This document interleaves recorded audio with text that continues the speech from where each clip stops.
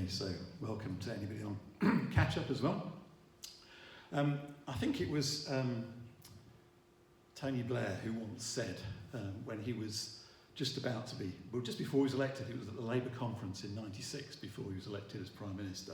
He was setting out his priorities, and he famously said, I've got three priorities there: education, education, and education, which is a kind of little phrase that's stuck around a bit. I was thinking, actually, if we were to think of a phrase that would come from the Bible, it would be probably love, love, and love. That's the key thing. And I know I did a whole series on 1 Corinthians 13 not that long ago, but when you're looking through Paul's letters, you never get very far before he talks about love again. And I don't think there's any of his letters where he doesn't refer to it in some way, sometimes in more depth than others, but it's always there.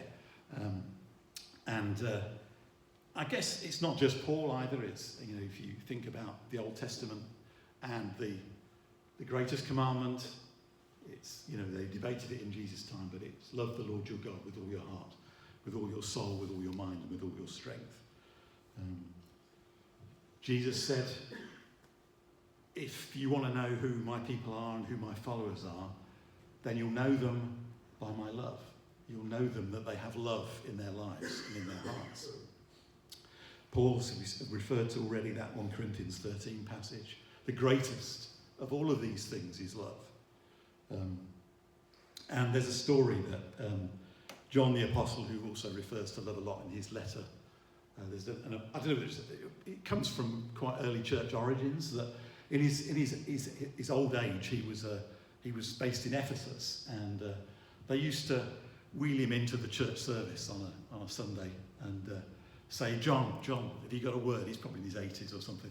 John, have you got a word for us? And he used to say, little children, love one another. And apparently, it's the story goes, someone once said, why do you keep telling us that every time you come in? And he says, well, if that's all you do, it's enough. And it's true.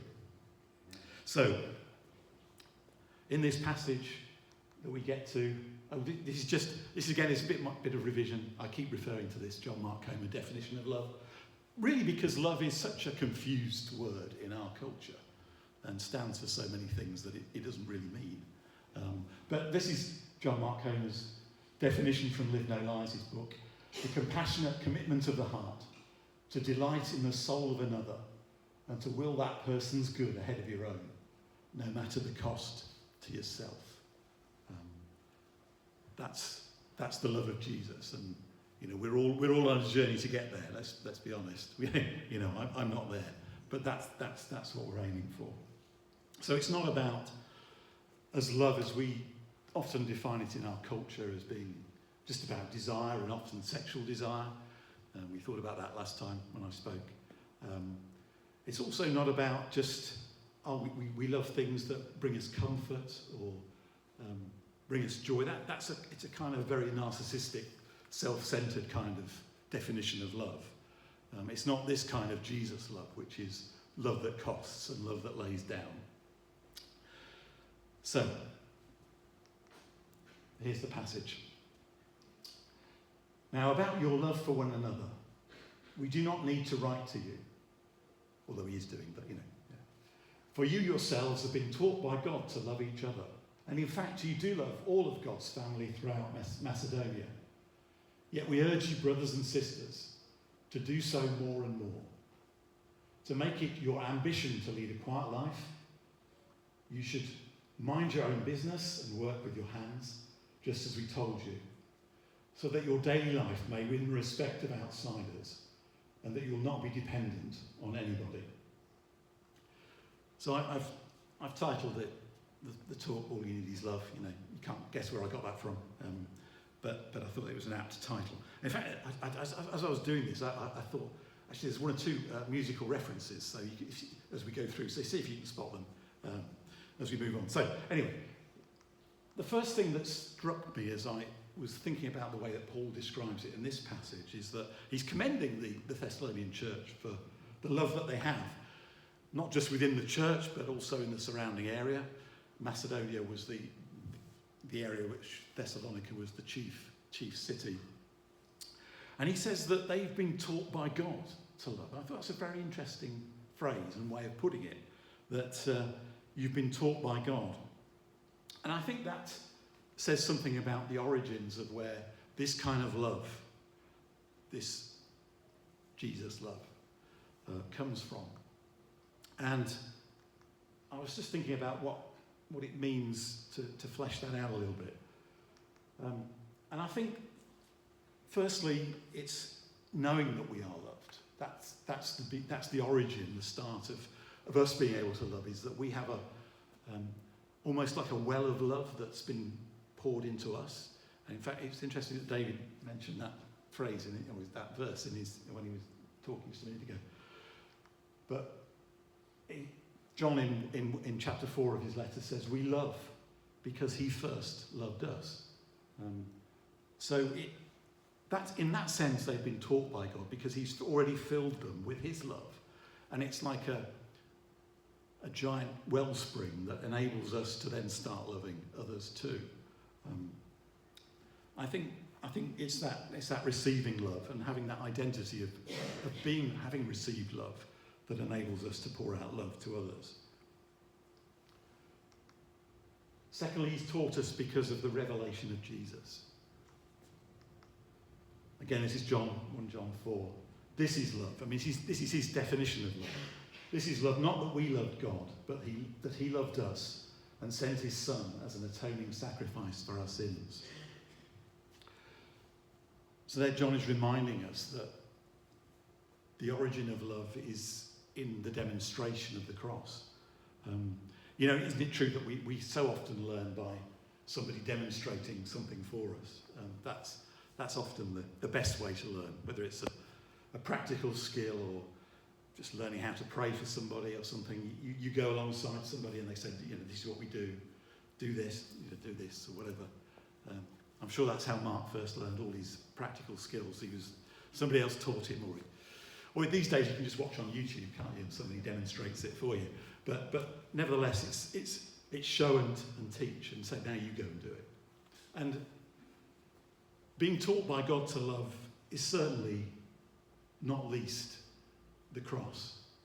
And that's why we keep coming back to it. That's why we make it so prominent and why we take the Lord's Supper regularly. Because it brings us back to that demonstration. If I want to know what love is, if I want to know how to express love in any particular situation, then the way to understand it is to think, well, what does the love that Jesus showed on the cross, how does that filter into this particular situation? How can I sacrifice? How can I lay myself down on behalf of another? So we're taught by God not only by being filled with love, but the revelation of love through Jesus. And lastly, there has to be an element of the Holy Spirit's empowerment. We know that the first fruit of the Spirit that Paul talks about in Galatians is love. It's a fruit and a ministry and a work of the Spirit within us. As the Spirit fills us and transforms us, then love begins to flow out from us through the power of the Spirit. And that kind of definition of love that John Mark Comer has, it's not natural. It's not natural to me. I'm being honest, I'm quite naturally very self-centred and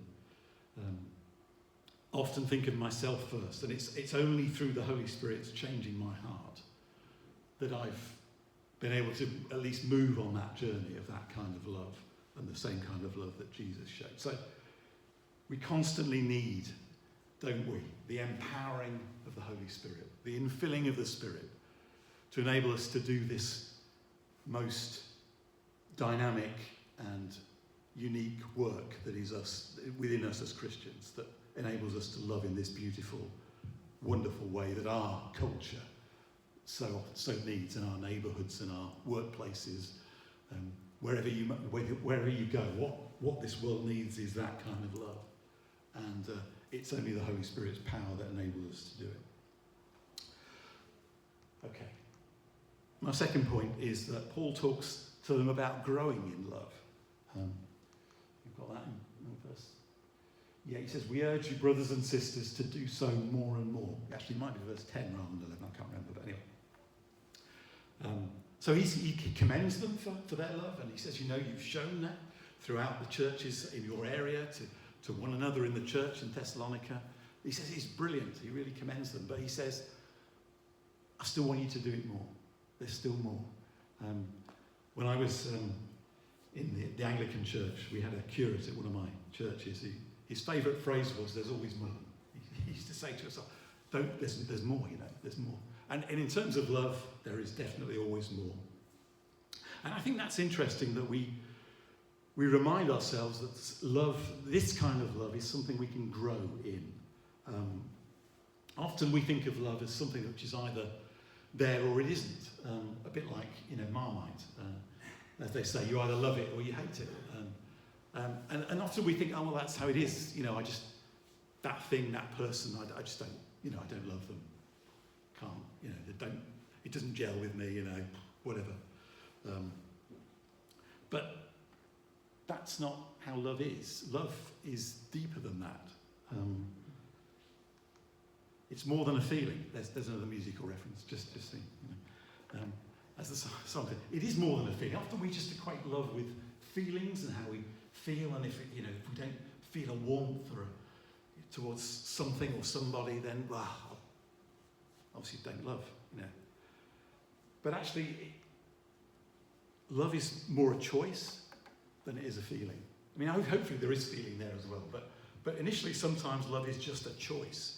It's a choice that, despite the fact that that person really, really rubs me up the wrong way, and just every time they speak, I get annoyed, and I'm exaggerating a bit, but you know what I mean. But we still make a choice that we're going to do good to them, help them, prefer them, so do whatever we can to make their life better and more thriving. And that's a choice. That's the choice that we see in the cross. Jesus didn't come and love us and give his life for us because we were beautiful, worthy people. He didn't, and we aren't. He knows all of that stuff that is in our hearts. But he made a choice. That's why John 3:16 says God loved the world, so he gave his only son. It wasn't that he felt all warm and fuzzy about us. It was that he made that choice and decision to give himself for us. So that means that we can grow in love, even in situations where we don't particularly feel it naturally, or towards a person that we don't naturally feel it. We can make that choice to prefer them, to do good and to help them, and to lay our feelings aside and down for them. Okay, so that's growing in love. And I thought, as I was thinking about this, that there are a number of things that are barriers to growing in love, and just to go through these. First of all, fear. There's another, I seem to be referring to John's first letter quite a bit today, but there's a very famous verse that says that perfect love drives out all fear. You've probably heard that verse before.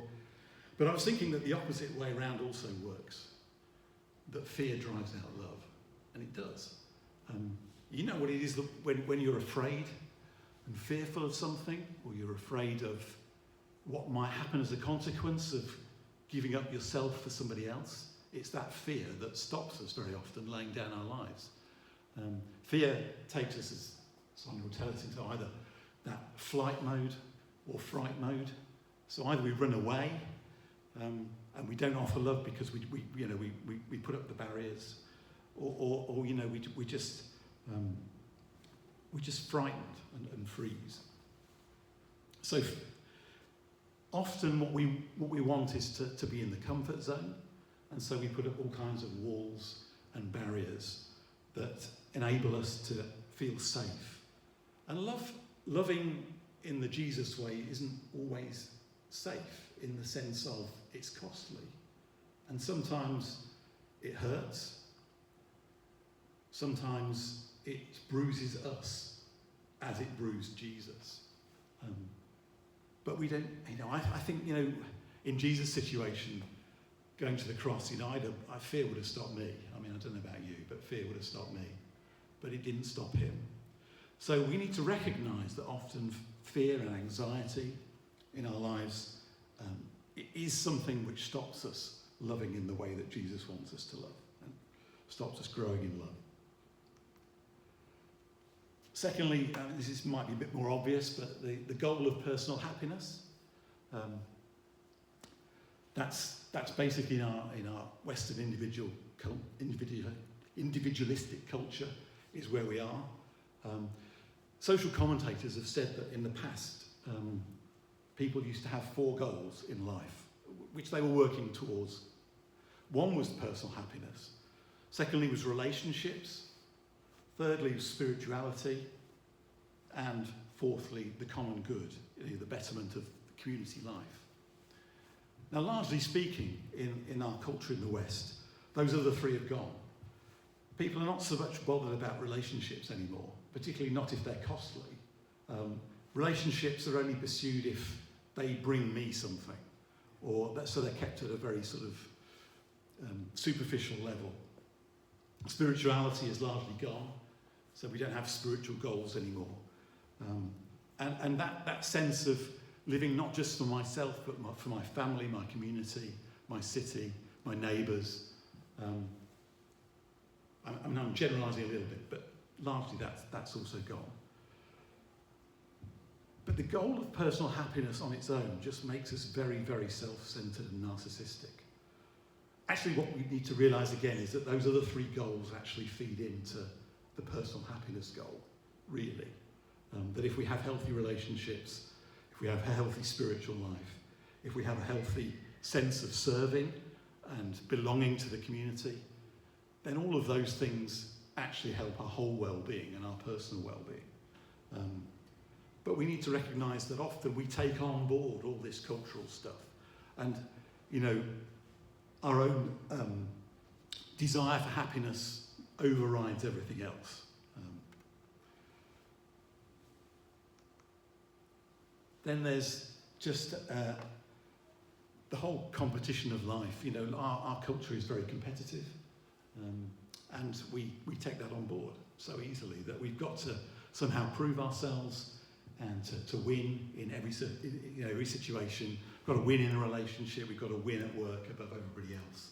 And so that whole cultural ethos to be a winner, to succeed, it just goes completely against this whole object of sacrificial love and growing in love.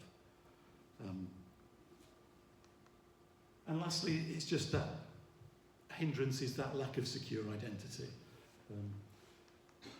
I was struck by this bit comes from John's Gospel, where Jesus washes the disciples' feet. You'll know the well-known story. And John introduces it by saying this.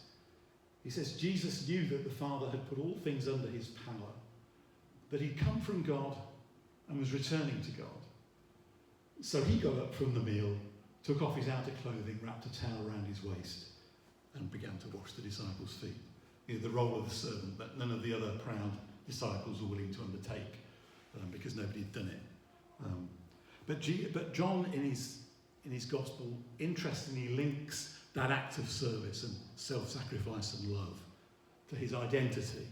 He says he knew who he was. He was secure in his relationship with the Father. So secure that he knew he had all power, but he didn't have to use it, and he could lay it all down. He was secure in his relationship of love with his Father, and he knew he was, as it says, returning to God.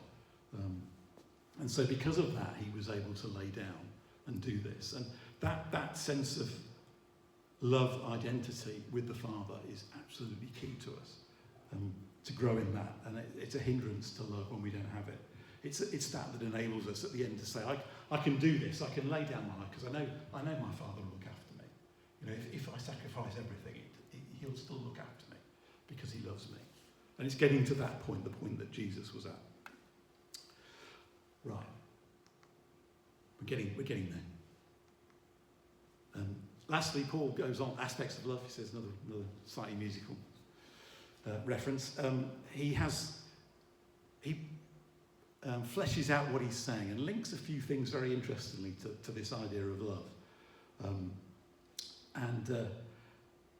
But I think the background of this, did I put this up? Oh no, I didn't, but anyway. The background of this comes more from the second letter to Thessalonians, in that commentators usually think that there were a number of people in the church who, when Paul was there for his brief time when he planted the church, he talked to them about the second coming, which we'll get to in chapter 5, okay, so you can look forward to that. And a number of the people in the church had decided, oh, Jesus is coming back again pretty soon, we'll just stop working, we'll become idle and just wait for that to happen. He accuses them in the second letter of being busybodies, those that weren't working and they were sponging off the rest of the community. And that's kind of what he's got in mind here. But he says, firstly, lead a quiet life. Now, the thing is with these, and it's interesting that that's an aspect of love, but it is. He says, lead a quiet life. Now that's not an excuse. The trouble is with these little phrases, you can take them out of context and think, oh, good, that means I can just sort of shut myself away and not bother with anybody else. And, no, that's not what he means. He means try and avoid controversy. Don't be a controversial person. Don't stir up trouble. And sadly, in the church, there are people that like to stir up trouble. Be careful what you do on social media. It's so easy on social media these days to stir up trouble and be controversial because, well, you can't see the person. They somehow seem to be distant, and therefore you can sort of maybe post something really rude and think you can get away with it. That's not leading a quiet life. It just stirs up more trouble on the internet. There's plenty of that. I think it means try and be the centre of attention. Some of us are quite noisy because we like to be centre of attention. I'll say no more. But it means don't try and hog the limelight. Don't try and take over. Be a peacemaker. That's what it means. Be a peacemaker. Now, it doesn't mean that we don't speak out against evil. It doesn't mean we don't confront evil as Christians. We need to do that. It doesn't mean that we don't deal with conflict either. That's not what leading a quiet life means. Sometimes we do have to deal with conflicts that arise in church and within our relationships. But it means we do that with a sense of love and wanting to bring peace as the end goal. So he says, lead a quiet life. That's an aspect of love. Mind your own business, he says. Now, you could interpret that as, oh, well, I needn't bother helping anybody because that's their business and not mine. That's clearly not what Paul means. But he means don't go meddling in other people's affairs. Some of us do like to know everything about everybody, not for loving reasons, but simply so, I can enjoy that little bit of gossip or power or whatever it gives us. And apparently, in the church in Thessalonica, there were those that were just going around just meddling in other people's affairs really unnecessarily. So it's not about gossip and knowing stuff that we don't need to know.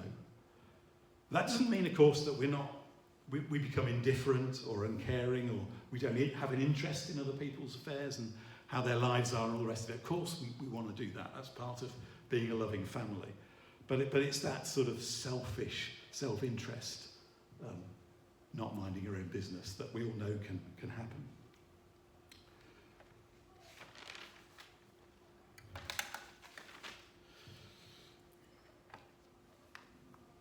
Then he says, make sure you work with your hands. I mean, you can use your head as well, and feet and something. I think probably Paul put it that way because in a Greek culture of the time, manual labour was rather frowned upon, and it was only those that were slaves or servants or something that actually did manual work. And he's saying, don't be afraid of doing that if that's what you need to do to earn a living. Get to work. And it reminds us again of the dignity of work. Paul's saying that work is a good thing. Remember, work isn't part of the fall. Back in Genesis, the idea was that Adam and Eve and their descendants would go out into the world and fill it with God's presence and cultivate it and work at bringing in Eden to the rest of the chaotic world. So work is something we were built for, made for, but of course it has to be in its right place. So we need balanced lives when it comes to work. So we don't need to have it as an idol, okay? But we don't need to be idle either. See what I did there? So Paul's saying, work with your hands. Don't be dependent, he says. And he's talking about financial dependency. There were those in the church that were just sponging off the rest. And he says, not because they couldn't work, of course, he's not saying that, but it's just that they didn't want to work. And so, they were expecting the rest of the community to support them. Now, again, we know that Paul isn't saying that churches shouldn't support one another when people go through times of financial difficulty or unemployment and whatever, illness, and they can't work. We know that in Acts, they were selling all their possessions and supporting each other. So, this is why we always have to be balanced in the Bible. Paul isn't saying that was wrong, but he's saying it's wrong to deliberately sponge off the rest of the church and just be idle. Your aim should be to be financially independent so that you can support others, you can support the church. And again, it doesn't mean that there isn't a place for those that are funded in ministry by other people. There's a place for that. My own son is an assistant pastor and he's funded by all sorts of people outside of the church.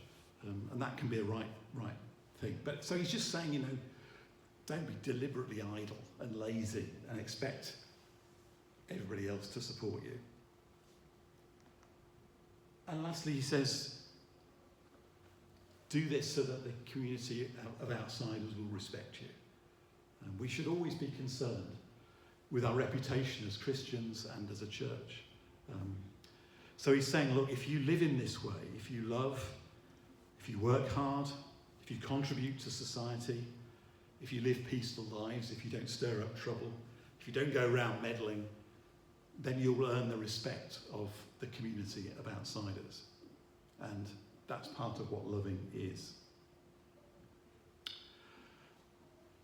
So there we are. Paul commends them, the church in Thessalonica, for their love. And I know you guys are loving people. And so, I commend you too. But there's still more. That's what Paul says. I want you to do it more and more. So that should be our aim as we are empowered by the Spirit to do so. So